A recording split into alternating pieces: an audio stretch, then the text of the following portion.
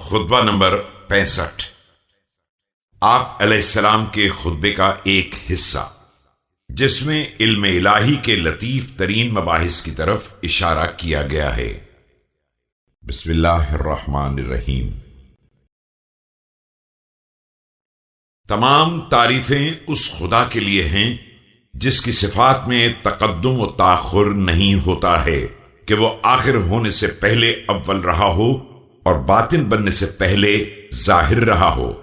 اس کے علاوہ جسے بھی واحد کہا جاتا ہے اس کی وحدت قلت ہے، اور جسے بھی عزیز سمجھا جاتا ہے اس کی عزت ذلت ہے۔ اس کے سامنے ہر قوی ضعیف ہے، اور ہر مالک مملوک ہے، اور ہر عالم متعلم ہے، اور ہر قادر عاجز ہے۔ ہر سننے والا لطیف آوازوں کے لیے بہرا ہے، اور اونچی آوازیں بھی اسے بہرا بنا دیتی ہیں، اور دور کی آوازیں بھی اس کی حد سے باہر نکل جاتی ہیں۔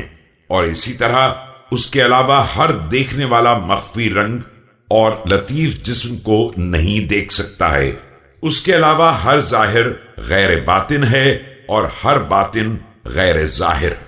اس نے مخلوقات کو اپنی حکومت کے استحکام یا زمانے کے نتائج کے خوف سے نہیں پیدا کیا ہے، نہ اسے کسی برابر والے حملہ آور یا صاحب کثرت شریک یا ٹکرانے والے مد مقابل کے مقابلے میں مدد لینا تھی۔ یہ ساری مخلوق اسی کی پیدا کی ہوئی اور پالی ہوئی ہے، اور یہ سارے بندے اسی کے سامنے سر تسلیم خم کیے ہوئے ہیں۔ اس نے اشیاء میں حلول نہیں کیا ہے کہ اسے کسی کے اندر سمایا ہوا کہا جائے، اور نہ اتنا دور ہو گیا ہے کہ الگ تھلگ خیال کیا جائے۔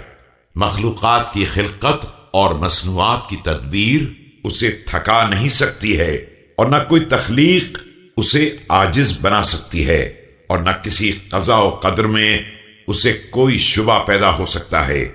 اس کا ہر فیصلہ محکم، اور اس کا ہر علم متقن، اور اس کا ہر حکم مستحکم ہے۔ ناراضگی میں بھی اس سے امید وابستہ کی جاتی ہے، اور نعمتوں میں بھی اس کا خوف لاحق رہتا ہے۔